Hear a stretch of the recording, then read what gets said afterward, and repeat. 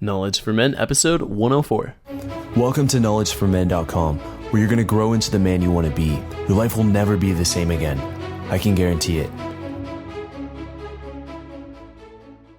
Hey guys, just wanted to offer you a free gift here as a part of being a listener of my show. If you go to kfmfree.com, you can get the top 30 books and top 30 success quotes that every man must live by. So obviously every show we talk about books and we talk about success quotes, and so I've compiled the best of the best out of the last 100 episodes into a short guide. So kfmfree.com, and it's all yours. All right, guys, welcome to the show. I'm here with Elliot Katz. He's a professional speechwriter and author of 7 nonfiction books, including Being the Strong Man a Woman Wants, Timeless Wisdom on Being a Man, which is going to be the focus of today's episode. All right, Elliot, happy to have you here. It's great to be here. All right, and Elliot, we start off each show with a favorite success quote or saying that the guest has lived by. So what do you got for us, and if you can explain why you chose this? Well, I think one of the most powerful quotes in the book that I always think about says, it's about men being worthy. It says, if a man is worthy, the woman will be his helper. The woman will be his partner. And if he's not worthy, she'll be against him. And I think it really says a lot that it's up to us as men to be strong, to be leaders. And then the woman in our life will be our partners. It's up to us. It's up to us to take responsibility. Absolutely. And I think right now we're probably thinking, oh, well, how do I become worthy then? If that's the answer, how do I become worthy? So we're going to dive into that main topic in just a little bit. But before we do, I want to learn more about how you got started with all this. What led you down this path? Did you have some challenges in your life? Or let's start here. Well, this book is like a lot of books of this type. It's my own journey. I was married for 10 years. I got divorced, and at first, like a lot of people, I blamed the other person, right? It's all the other person's fault. Then I came to the point of realizing, well, what do I have to learn from this? I don't want to go through this again. And that really set me off on a journey. What does it mean to be a man? What does it mean to be a man in a marriage, in a relationship with a woman? And, I was open. I realized I was a blank slate. I needed to learn. And the first thing I learned was that I was not the only one, that it seems many men are confused. We hear all these messages about being sensitive, developing your feminine side, and it's not working. And we kind of think, well, a lot of guys think, well, if I just do it more, it'll work, but it's not working. And then I started reading books about marriage and relationships. I read a mountain of books, and they really didn't say anything to me. And then I turned to the writings, the wisdom that fathers and other older men used to write for younger men about what it means to be a man. And I was blown away because they coincided with what I heard women complain is lacking in men today. They don't show leadership, they don't make decisions, they don't take responsibility. There seems to be this massive disconnect. Men have been sold this idea, be sensitive, don't be controlling. Yes, of course, don't be controlling, but they've gone to the other extreme where they think, well, I'll just let her make all the decisions. I'll let her run the home. I'll let her decide where we're going on dates. And that way she'll see I'm the nicest guy. I'm not controlling. But for a woman, she doesn't want that. She doesn't want a guy who can make no decisions. She wants the kind of man that, traditionally fathers used to teach their sons to be. But this generation, it's really been lost. So that's sort of the background. And like a lot of people, I wrote it in a book because I felt I wanted to share what I had learned. And the amazing thing is the reaction I get. The book has been translated to 24 languages. I initially thought, this is just me and my friends. We need this. And then, then I realized it's really all over North America. But then I realized, it's all over the world. It's been translated to languages like Japanese, where you figure in Japan, where you figure every man has a geisha, or in Russia, where you figure every man is strong, or in Brazil, where the whole image of machismo originated. So, it's been a really fascinating journey for me. That's why I put it together as a book. So it started from your own challenges. And from that, you found that it just wasn't you. It was men from all around the world. So, what makes a man today? That's the question I have for you, is what really makes a man today? And I think that's a question that most men would struggle answering. It's just so vague and unclear. Well, it's an interesting question. As I explain, I often get into discussion about what it means to be manly. And then I point out, well, there's on my journey to learn what it means to be a man, I learned what it means to be manly by looking it up in the dictionary. And really, being manly is a very positive thing. It's the admirable traits of a man of mature character. It's noble characteristics. It's having integrity, being strong, showing leadership, having confidence in yourself, being moral, having integrity. It's a very positive thing. And in terms of relationships, I mean, a woman wants all those things from a man. But in terms of relationships, whereas men today have so failed in so many ways, is they don't show leadership. They really think, the home, let the woman run the home. And they think, I'm the nicest guy. I'm letting her, the home is a woman's domain. I've heard this many times from many intelligent men. And they don't realize that to the woman, she feels he's shirking his responsibilities. I've heard many women say, like married women will say, I feel like a single parent. My husband comes home. He thinks I'm here to solve all the problems, make all the decisions. And that's what he thinks, because he thinks he's showing he's this nice guy who's not controlling, and he can't understand for the life of him why his wife is so angry at him and so frustrated. She really wants a man who's strong, who can stand up, and there's a problem, step forward and deal with it. When there's a situation, step forward. Don't ask your wife what to do. I mean, if you're always asking your wife, waiting for her to tell you what to do, she feels she doesn't really have a man. And women today have become very strong. And so they want a man who is equally as strong, or at least as strong or stronger. They don't want a guy who's just always saying, oh, whatever you want, just tell me what to do, I'll do it. You decide, whatever you want. What restaurant should we go to? You decide, whatever you want. I mean, I can't tell you the number of single women who have told me to go out, a guy will ask them out to go out just for a cup of coffee on a first date, and then he wants her to choose where to go. And then when they finally get to a place, he can't even choose a place to sit, a table to sit at. He wants her to decide. So he thinks, well, I'm the nicest guy in the world. But she feels like this, if he can't even make simple decisions, how is he going to make decisions that really matter? Like, if you're marriage and family, there's lots of challenges. What's he going to do when there's a real challenge? He's going to leave it all to me? Woman doesn't want that. She wants a real man. And it's so amazing, because today it's like this whole worldwide thing that men, like, they've just become so passive. Like, they really think, oh, the women here, they run everything. Big mistake. And it's leading to it's underlying so many of the problems in relationships. So that's actually a good example. When a man can't make a decision, I guess when he's indecisive, what do you think this is really showing to the woman, like at her core? Like, what's really going on there when she sees a man who is indecisive?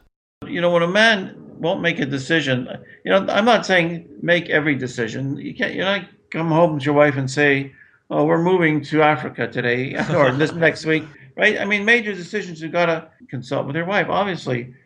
But, so many decisions that really a woman wants a man to make. And like the man, well, he's oblivious. So many men will say, well, it doesn't matter to me what we do. I want to make you happy. You decide. And they really mean it. These decisions aren't that important to them. But the woman wants the man to decide, because it makes her feel she's with a real man. Example I always give, when your wife calls you at work and says, what should I make for supper tonight? And the man says, oh, whatever you want. Like, you're a great cook. Whatever you make will be great, I'm sure. She wants him to decide. She doesn't want him she wants him to decide. She wants to make him happy. And she wants to feel she's with a man. In so many situations, that there's some problem. And if the man doesn't stand up and step forward and deal with it, she really feels, well, what do I have here? I don't really have a man. I just have like another woman or like a little brother or something. She wants a man who steps forward. It's really the most important thing. Like, she really wants to feel she's with a man. And all those ideas today that we thought, oh, that's this controlling tyrant who's abusive. So men are so afraid of being accused of that, so they don't make any decisions.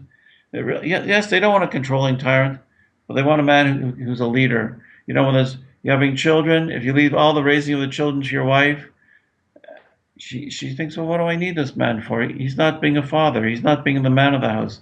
Really, it's that traditional sense of being the man of the house, of being the leader of the household.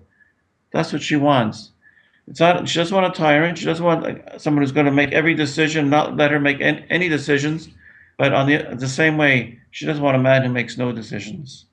So that's a good point there. How do you find that balance between being decisive and making the decisions versus being overbearing and just being too controlling?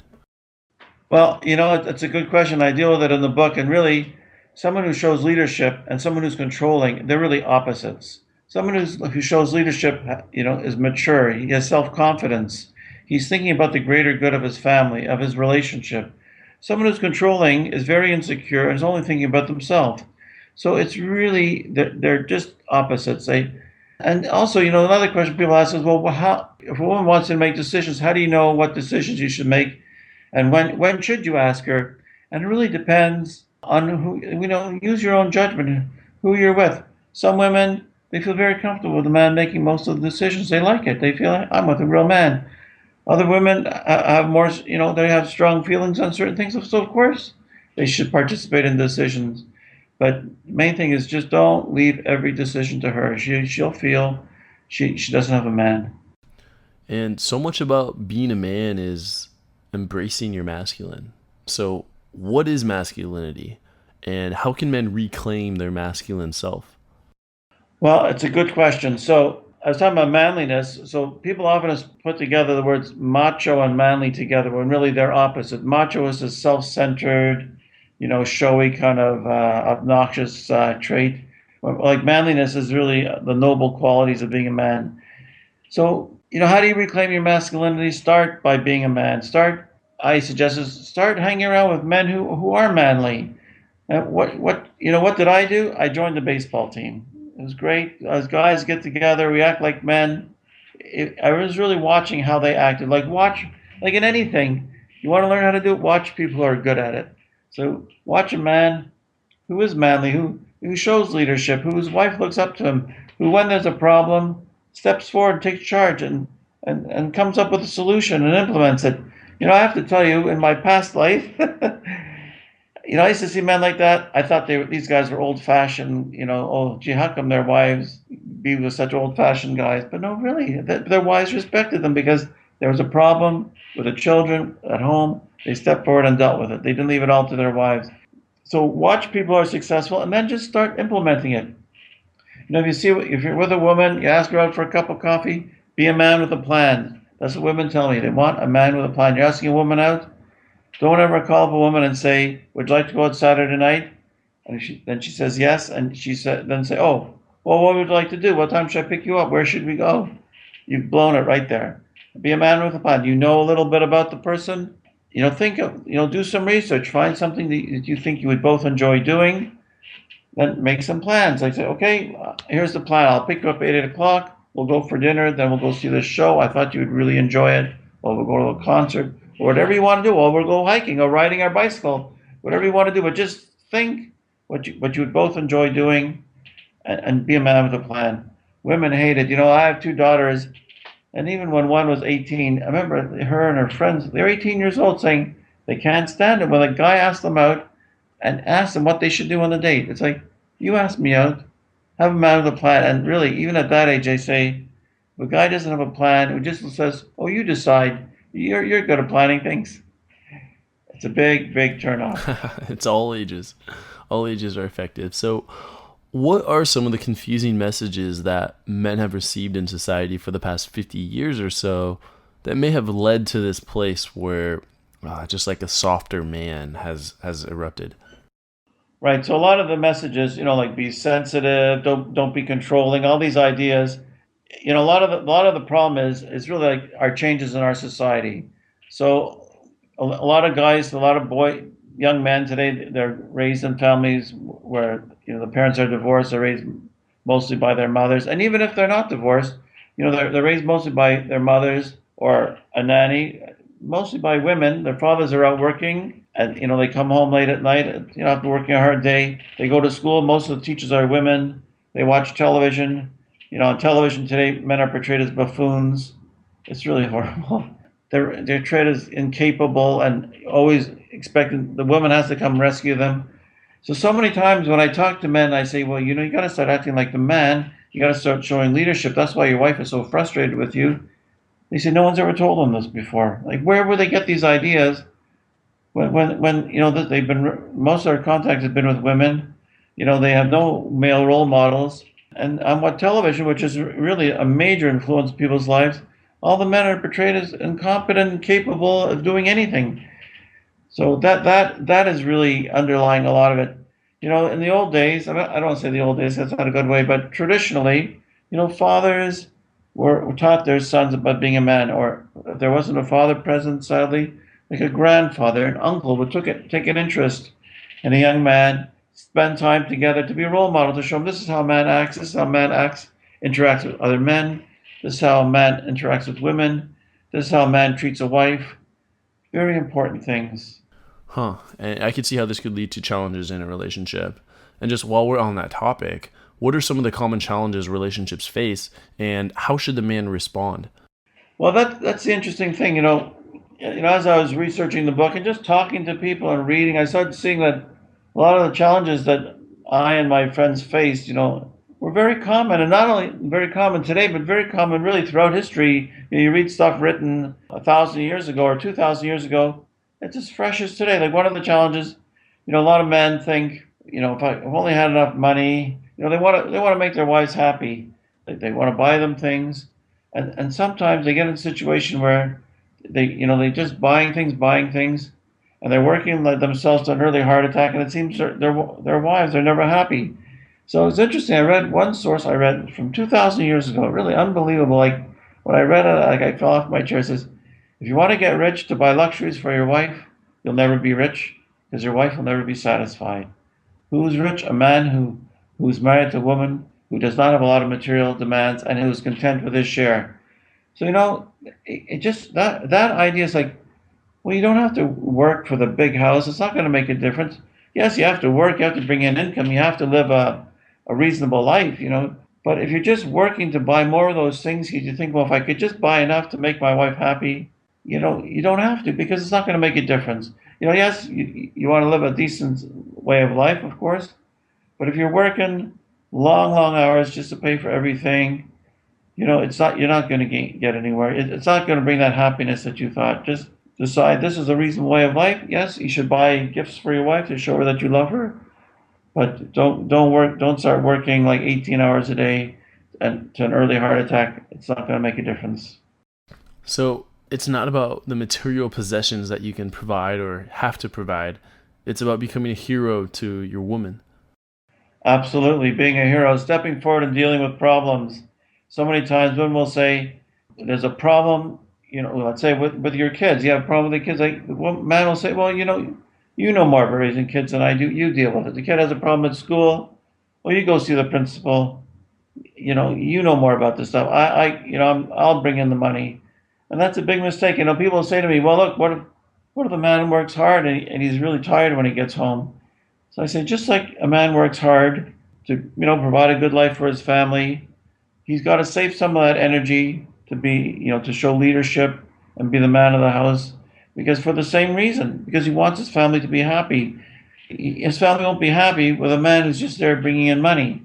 They want a man who's the man of the house, who's the father and leader of the household. Because, you see these couples, sometimes you see on the news, like these very wealthy families, the couples get divorced and you think, well, surely, they weren't arguing about who's going to wash the dishes. Like, why did they get divorced? And you realize, he's probably working all the time and he's just not being the man and a house, a father to the children and a husband to the wife. You could bring in, tons of money, but if you're not being a father and a husband, your wife's not going to want you. And still relevant to someone who's not married, because by understanding this, you could prevent a breakup or a divorce from happening. So, Elliot, have you done any research on what happened to rite of passages for men and how they're lost in our society today? Well, that's an interesting question, because traditionally there were, different cultures had ceremonies where now you're a man, and that's interesting because it has been so lost. Like when does a young boy become a man these days? Is it at 13, 16, 18, 19? When he's old enough to drive, old enough to drink, old enough to get a job, old enough to vote. It's so been lost that kids are still young men. They still haven't. So many young men in their 20s, like living in their parents' basement. They still haven't gone out into the world, and we're sort of coddling them.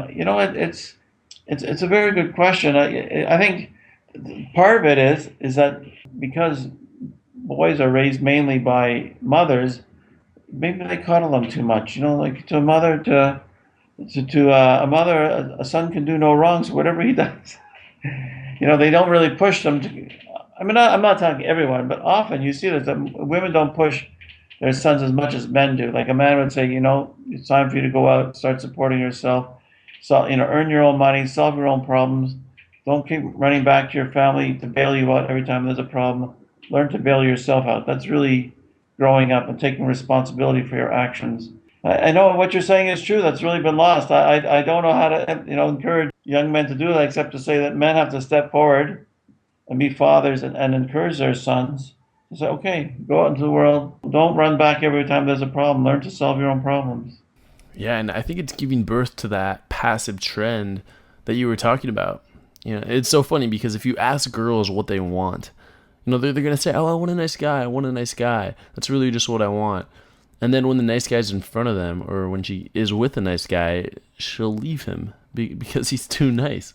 They say, oh, he's too nice. That's what they'll say. Oh, you're too nice for me. When really, you see that. Some guys, they're the nicest guys, but they just don't stand up for themselves. One place I read, it said, a woman wants a man who will stand up to her.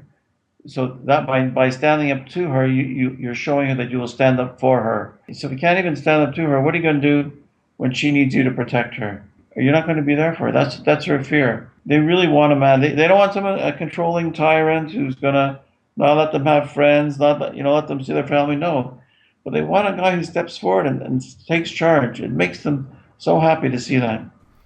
Yeah, and what surprises me is how men aren't necessarily reaching out for this type of information. I mean, I would assume that a lot of the listeners here are. This is a men's podcast. However, in the general population, it's like when you bring this stuff up, it's like guys are interested. It's like, oh, what's this? Like, oh, this is really, like, what is this? Like being a man? Okay. Like they're interested, but they're not searching for it on their own. And that just surprises me. Because I think it's really important. I know. I'll tell you, sometimes I do speaking engagements and, I prefer speaking to audiences of men and women together because inevitably, like a man will turn to a woman and say, he's not right. What he's saying isn't true. That's not what women want, is it? And the women will say, yes, that is what we want. Listen to what he's saying. I could tell you a funny story. I was once on a phone-in show in Boston, and the host, it was a man. He was asking me all these questions, sort of like making all these snide comments about what I was saying. And I thought, oh, okay, this is talk radio. He wants to be provocative. And then he said, okay, I disagree with you. So we're just going to, I'm going to ask just women to call in and see if they agree with you or they agree with me. I won't keep score. He says, are you ready to defend yourself? So I said, oh, I'm ready. Are you ready? So we had time for 5 women to call in, and every single one said how fed up and frustrated with they were with their husbands who wouldn't show any leadership and make any decisions. And the host, like, he stopped keeping score after the third one, and he said he was really surprised. But that's the attitude. Like, women know this, but men they just haven't heard this, and it's so pervasive in our society. Like, don't be controlling. Of course, don't be controlling, but that doesn't mean make no decisions, or like, women or the men shouldn't make any decisions because we're incapable. It's like so pervasive. It's really, like I said, it's underlying so many of the problems in relationships, and it's a tragedy because, like you say, there's so many divorces, and you think, okay, some people they should never have gotten married, but surely so many are, most divorces are initiated by women. So really, if men could learn to be the kind of man that woman really wants, I'm sure we could, reduce the divorce rate. I mean, that's my goal. My goal is to change every man, to change mankind, one man at a time. And really, I've got letters from people who were thanking me for writing the book that's made a difference in their life. One fellow wrote and he said, his wife's been saying to him, she wants him to be a man, she wants him to be strong. And he really didn't know what she meant until he read the book. And then he understood. And it's made a big difference. Yeah, I agree. And so what would be some action items that some guys could do to help them with their manhood, their manliness, their masculinity? Well, the main thing is, I can break it down to three things: show leadership, make decisions, take responsibility. So show leadership when there's a situation that needs to be dealt with. Don't just turn to your wife or girlfriend and say, "Oh, what should we do? What do you think we should do?" I mean, you could ask her, but at least have an idea. Like, I think we should do this in this situation. You okay with that? I mean, that's like a way you're asking for input, but you're not asking her to tell you what to do. Whatever it is. If you're married and you have kids, like, I think this is the solution to this problem. You okay? I'm going to do it. Yeah, that's showing leadership. Now they make decisions, like so many decisions. They're not major decisions, but when a man keeps asking the woman to make every decision, it's very frustrating. So, like, make decisions. Like, don't say you want to go to restaurant A, B, or C. Say, you know what? I think we should go to restaurant A. I think we'd really enjoy it. And take responsibility. So many men, and especially divorced men, will say, "Oh, my wife pressured me into this, and it was a disaster," or "she spent us broke." I remember the first person after my marriage ended, first person I sort of got together to talk with, because it was somebody, an acquaintance who also had separated at the same time as me. We got together and talked. And, like, we were wallowing in our mutual victimhood, like our wives were so similar. We were blaming the wives. And then he said something that just shook me. He said his wife spent money like water, and she ran up $50,000 on the credit cards. I was just like, whoa, like, well, how could you let that happen? You have children. You can make sure your children are taken care of. I would have never let that happen. At least I had the sense, to know that's wrong. And it really hit me. It's like, how could he let that go on? How could I let go on what I did let go on? So you have to take responsibility. You can't, as much as we have ideas about gender equality, we still expect the man to be responsible for what's going on in his home. And if something is wrong, if your wife is overspending or whatever's going on, you can't blame your wife, because if you knew what was going on, you are responsible for it. Nobody has any sympathy for men blaming their wives. If you see something, if you think something might go wrong and she's pressuring you to do it and pressuring you, you can't say, "Well, I gave in to her pressure." It doesn't matter. You're still held responsible. So if you're going to be held responsible, take responsibility and not let it happen. Or if you went along, even though you weren't sure it was the right thing to do, don't blame your wife, because whatever happens, even if you don't say anything, I've seen a situation where a woman blames her husband. "Well, he let me buy that. I bought the wrong thing, but he let me buy it. He didn't say anything." Really, people hold the man responsible, and the wife is very, very hurt if you start blaming her. "Oh, I gave in to you. You pressured me into it." Well, if you knew it was wrong, you should have been a man and stepped forward and not let it happen. Yeah, those three words just really feel right. Leadership, making decisions, and taking responsibility. Those three things can really change. It can really change a man. And I just want to point that out. And so now, Elliot, let's now jump into the knowledge round. Are you ready? Okay, let's go. All right, guys, if you're not reading books, then you're getting left behind. Somebody spent their entire life learning some invaluable lesson, and the best format that anyone could ever put it in is a book. It's the shortest, fastest, simplest way to consume content. So I know there are so many books available, and we talk about books all the time on the podcast, so there must be so many running through your head, and you're wondering, where do I begin? Well, I've compiled the top 30 books and success quotes from all of my guests in the last 100 episodes, so you can get them all for free. If you go to kfmfree.com, you can simply download the top 30 books that every man must live by. Again, that's kfmfree.com. Welcome to the Knowledge Round, where the guests will be asked rapid-fire questions to give the audience invaluable pieces of wisdom to help transform their lives. Starting in 3, 2, 1, showtime. All right, Elliot, first question I have for you is, what advice would you give to someone who's feeling lost or unsure of what they should do with their life, their purpose? Well, you know what? I think a lot of people who feel lost and unsure what to do, they really do know what they want to do, but they don't have the self-confidence to actually do it. They're afraid if they do it, then they'll fail, and then they'll feel even worse. So the advice is, challenge yourself to do it. Keep challenging yourself to do things that you thought you couldn't do. That's what I tell my daughters. Whatever you think you can't do it, just push yourself. Keep stretching yourself. All right. And Elliot, what advice would you give to someone who is going through a divorce, or maybe feels like a divorce is imminent, or even someone who's going through a serious breakup right now?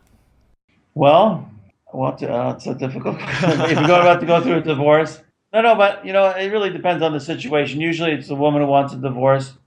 So you know what? Do the opposite of what she expects. I told someone the other day, said, tell your wife, I said, whatever happens between us, I want you to know one thing. Marrying you was the best thing I ever did in my life. Because, that's really probably one of the reasons that's leading to the divorce, because women really like to hear positive feedback from their husbands. They like to be praised and, told he loves her and she's beautiful to him, and that marrying her was the best thing he ever did in his life. So try the positive route. Just don't start complaining about her, because really that a lot of times women will say, he never said anything positive to me. And the marriages that I've seen have been very successful. I've been where I know one in particular. Every day the husband wrote his wife a love note saying how much he loved her, and he would love her for eternity. So, but if you're going ahead with a divorce, try to settle it without lawyers. Lawyers can inflame the situation, because the more they drag it out, the more money they make. So they tend to inflame the situation. They say, don't talk to your spouse. Let us do all the talking. It's really to inflame the situation and drag it out. So try to minimize the role of lawyers, I would say. Yeah, I can see that. And Elliot, what was holding you back from becoming the man you are now today? Well, I just didn't know. I really didn't know. Like that, I think one of the things I realized is that most men or many men really need to be taught how to be a man. That's why I wrote the book. It doesn't come naturally to us. I'm not sure if it comes naturally to women, because women are mainly raised by mothers. But for men, a man really needs a father to be a role model, to watch him, to see how he does things, to teach him. And I was just part of this generation that we thought, oh no, we're moving away from that old-fashioned view of a man. We're the new man. We're sensitive. We're like, what was his name on MASH? I forgot. Remember that show MASH? Hold it up. Anyway, this sensitive guy, that was us. And no one ever taught us that, no, to be a man, you got to show leadership. Make decisions, take responsibility, take charge. That traditional view of the head of the household, the leader of the home. That's a man's role. And once I started reading and learning all this, I was like, whoa, it really turned my life around. I mean, I can't imagine how I lived all those years not knowing these things. And the amazing thing, Andrew, is just saying, I mean, when I was married, when my marriage was sort of, going down the tubes, we went to all these marriage counselors. No one ever said this to us. No one ever said, oh, here, the problem is you got to start acting like the man. You got to start showing leadership. Don't come here and complain about each other. It says, Elliot, it's your job to be the man of the family. Take charge. Social leadership. Don't come to me to solve your problems. Be a leader. So that's one of the problems, that you go to these counselors, they don't tell you anything either. I can't say 100%, but that was my experience. Huh. And Elliot, have you had a mentor in your life, someone who's played a significant role in helping you grow? I think I'm just watching people. I can't think of one person in particular. I think just watching, people I know, couples that I know that have good marriages, and that was that was an interesting thing. I started watching couples, because I'm trying to learn. I figured I failed. I want to learn, and I'd say, gee, that person is such a great wife, and then I realized, I would like to have a wife like that, but well, to have a wife like that, you have to be a husband like him. So I started watching the husbands, and they really do take charge. It's not like, yes, dear, whatever you want. Yes, you decide. No, they step forward, and they're not controlling. It's just I and so many other men were just like thinking, well, I'll just let her make all the decisions, because I'm showing I'm the sensitive, non-controlling guy. So I think it was just watching different husbands who I thought had successful marriages, and just watching how they did things. Yeah, I mean, who you surround yourself with can always play a large role in your growth. So now, Elliot, what are your 3 most influential books, and if you can explain why? Well, the other books I've read is No More Mr. Nice Guy by Dr. Robert Glover. Have you read that book or? Yeah, great book. Yeah, so actually, Robert Glover actually wrote the foreword to my book, which was I was very honored that he did that. That's really that was like that would be number one that I read. Then I read a whole bunch of other books. I'm just trying to think of. I read this book, What is a Man? It had all these essays from over the centuries, just on all these all these things, like what I was saying, all these essays by different men giving advice to their sons on what it means to be a man. And the other one wasn't a book; it was a poem. It was "If" by Rudyard Kipling. If you can hold, you know the poem I'm talking about, right? Yeah, it's a really popular poem about being a man and overcoming and dealing with challenges. Yeah, I can't recite it all, but he talks about if you can lose everything and still be strong. I don't remember all the words, but then if you remember how does it end? He says, "Then you will be a man, my son." So he's really talking about the characteristics of being a man. It's interesting that people don't they talk about all the poem and it's so well done, but what is he saying at the end? This is what it means to be a man. That you can go through all this, take on all these challenges, and still be strong. Those, yeah, it said a lot to me. Yeah, I'm actually looking at it right now, and just kind of skimming through it. It's just really about these are some of the expected challenges that you're gonna encounter in life, and if you can handle these, literally, if you can just handle these, then you're gonna be a man. That's right. No, if you can overcome those challenges, then you are a man, my son. So it's really like this is what I've been saying. It's a traditional, wisdom that fathers passed on to their sons. But this is what it means to be a man, and that's my sort of point that I was making at the beginning. That this has so much been lost to this current generation. Huh. And now I have a scenario here for you, Elliot. Imagine you had 60 seconds with your 20-year-old self. What would you tell him to do, and what would you tell him not to do? Oh, okay. What to tell them to do? I would say, keep challenging yourself. Don't back away from challenges. Don't think, oh well, I'm not smart enough for this. I'm not. I won't. I wouldn't be good at this. We talk ourselves out of opportunities because we think, and I guess in a sense we're afraid to fail, so we don't want to take it on. I think that was a big lesson. I wish somebody would have taught me when I was at that age. Just challenge yourself. If you fail, it's okay. You'll learn things. It doesn't matter. Just keep challenging yourself. And what was the other question? What I say not to do? Yeah, and what not to do. What not to do is, I would say, we hear a lot of people say, follow your passions. I say, yes, sometimes follow your passions and your dreams, but don't always follow them. Have two plans. Have two plan A's. Like, yes, follow your path. I want to pursue this. Well, maybe, this isn't the easiest way, but don't think, think long term. Don't think just for the moment. Sometimes we think, I want to follow my passion. This is what I want to do right now. Well, I don't care about the future there. Says, maybe that's not always the best way. And now just kind of reflecting back on your life and the books that you've written, 6 of them, nonfiction, and this book here that's been translated in over 20 different languages, and all the lessons that you've learned, what would you say is your philosophy on life and success? Well, it's really what I've been saying. It's success, it comes from continually growing. Like every time you challenge yourself and grow, and you're challenging yourself to do something you thought you couldn't do, and you say, wow, look at that. Not only I can do it, I'm pretty good at it. Okay, pat yourself on the back, and then take on the next challenge. And that's really, it's really continually growing. It's challenge, stretching yourself, and that's really the journey. The wisdom I gained from one of the wisdom I gained from doing this book, and it's just like in a situation, men, like I was telling, men will sort of back off from handling a situation because they think they're playing it safe. If they make a mistake, they don't want to be criticized, they don't want to be blamed, but that then you don't grow. So it's like step forward, stretch yourself, take on those challenges. Don't be afraid of making a mistake. Don't be afraid of people criticizing you, because you're not going to grow otherwise. You're just going to stay in your rut. Wow, really powerful content here. And that's going to conclude the knowledge on Elliot. So now let's go into, what's really exciting you, what's getting you out of bed in the morning.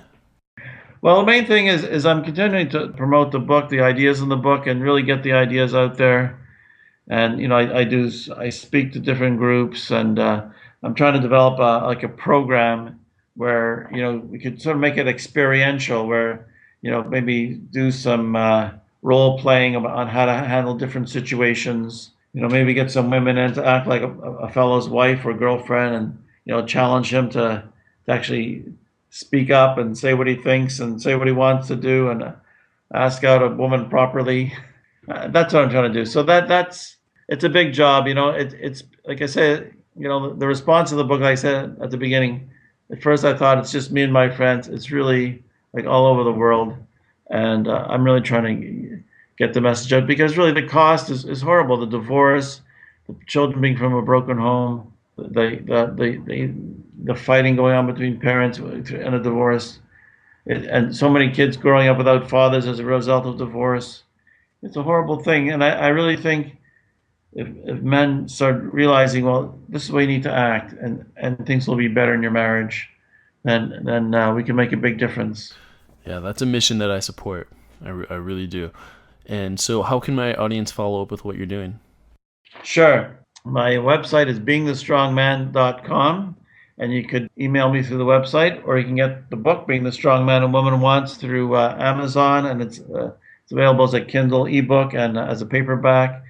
And it's also on Nook and iBooks and Kobo. And it's also available in bookstores. If you go into a bookstore and they're sold out, just ask them, they'll order it for you. But please write to me. I really appreciate hearing people's thoughts on the book. It's very rewarding. And share the ideas, what you've learned with other people. It's just, we have to, we're men, our job is to be leaders. We really have to help other men learn, so that we can keep families together and have happier relationships. Elliot, I love what you're doing. Thank you so much for spending time with my community here today and sharing such invaluable lessons about what it means to be a man. And this is a great topic that we discussed today on this episode. Okay, thank you, Andrew. I wish you great success. I think what you're doing is really much needed. And, men need this knowledge, and that's what your show is, Knowledge for Men. It's great. Congratulations on doing this. All right. Thank you, Elliot. And that's going to wrap up episode 104 with Elliot Katz. Thank you for listening to the Knowledge for Men podcast show. It's been a pleasure having you be a part of a thriving community of men who want to crush it in all aspects of life. I'm on a mission here to inspire millions of guys, and with your help, we're going to make a dent in the universe. Check out knowledgeformen.com for a ton of free content that's designed to help you live a remarkable life. Again, that's knowledgeformen.com. I hope to see you there. And always remember, 2014 is the official year of the crush, where we take action to get the life we've always dreamed of. This is your host, Andrew Farabee, and until next time, let's do it.